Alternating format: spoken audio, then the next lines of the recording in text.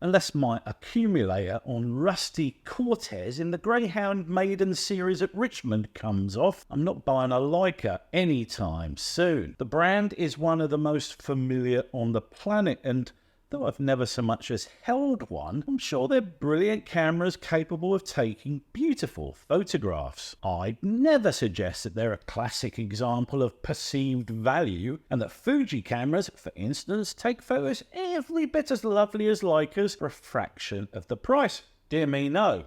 And it doesn't matter anyway. I don't need some pretentious digital status symbol made exclusively for the 1%, because Leica have given us proles an alternative. Instead of spodging 11 grand up the wall on an SL2, we can simply download the Leica Lux iPhone app and enjoy that dreamy Leica look for the low price of $120 a year. Wait, how much?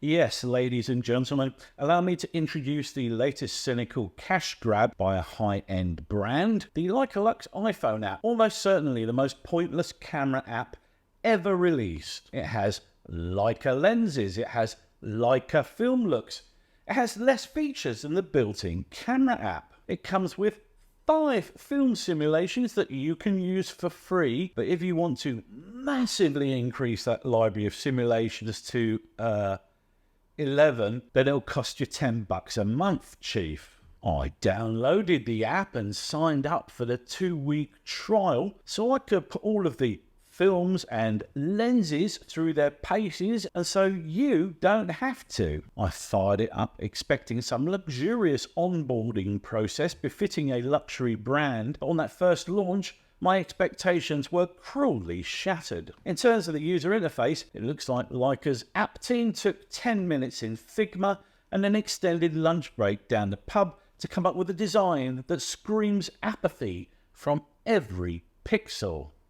You get your viewport, you get a white circle for a shutter button, and you get the usual default screen tools such as grid, and level indicator, and an exposure compensation dial, and that's it. Not so much as an artful Leica logo on the control area, let alone a cute representation of an actual Leica in the style of the Hipstamatic camera app. That would have required far too much effort. But of course Leica would say that the value in this app lies in those emulations of their lenses and their digital film looks. Why, at $120 per year, it's practically a freebie when their real cameras cost 5 figures. Hand job not included. I eagerly swiped through the film simulations, expecting some out-of-body experience befitting the lauded Leica look, but like my first shag, it was over in 15 seconds and extremely disappointing. If you manage to resist the near overwhelming temptation to subscribe to the app, you'll get 5 films for free, standard vivid natural, black and white natural and black and white high contrast. If you pay to subscribe, you get 6 more film simulations, along with 4 lens emulations and a raw file mode. Be still, my beating heart.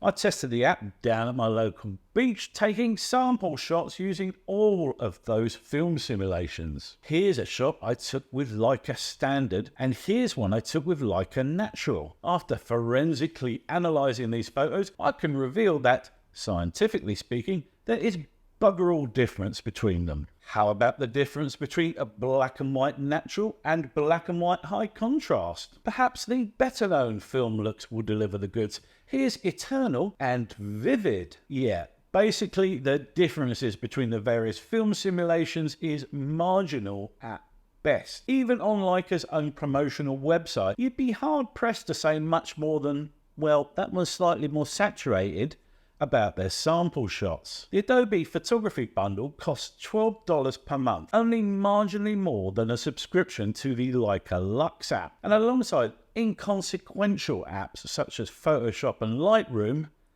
you get the Lightroom mobile app, which includes about 1 billion presets, nearly all of which are of a higher quality. Or try Visco with over 200 great looking presets, or basically any app other than this overpriced, underdesigned shit show. Remember though that it's not just film looks, there are 4 lens simulations as well. These lenses, which are supposed to portray, quote, Leica's signature aesthetic bokeh, unquote, do about what you'd expect if your expectations were rock bottom. The names of Leica lenses are somewhat peculiar, aren't they? Noctilux and Summilux. Sounds like a treatment for athlete's foot and a depilatory cream, respectively. The 4 simulations, Summilux 28mm, Summilux 35mm, Noctilux 50mm, and Noctilux 75mm, offer varying degrees of simulated bokeh. Unfortunately, that simulated background blur doesn't work with any degree of reliability, and I found it often rendered weird artifacts in the photographs. And while I did manage to land the focus successfully a couple of times, it's certainly not an effect I'd want to rely on. It's nowhere near as good as the built-in camera app's portrait mode. That's for certain. What was the crappy interface design, the measly film simulations, the dodgy lens emulations, and that sky-high price? There's not much worthwhile to say about Leica Lux. I have no idea why Leica thought it was a good idea to devalue their brand by releasing this stupidly expensive and criminally underwhelming app. I cannot think of a single reason to recommend it, and imagine that even the biggest Leica fanboy would be disappointed by it. Me no Leica. And that'll do it for this review of the Leica Lux app for iPhone. Have you downloaded this app? Did you think it was as shite as I did? What is your go-to camera app? Let me know in the old comments section below. If you got value from this content, please hit the like button and consider subscribing to my channel for more photo, video and drone related content from yours truly. Till the next time, guys. Ta-ta.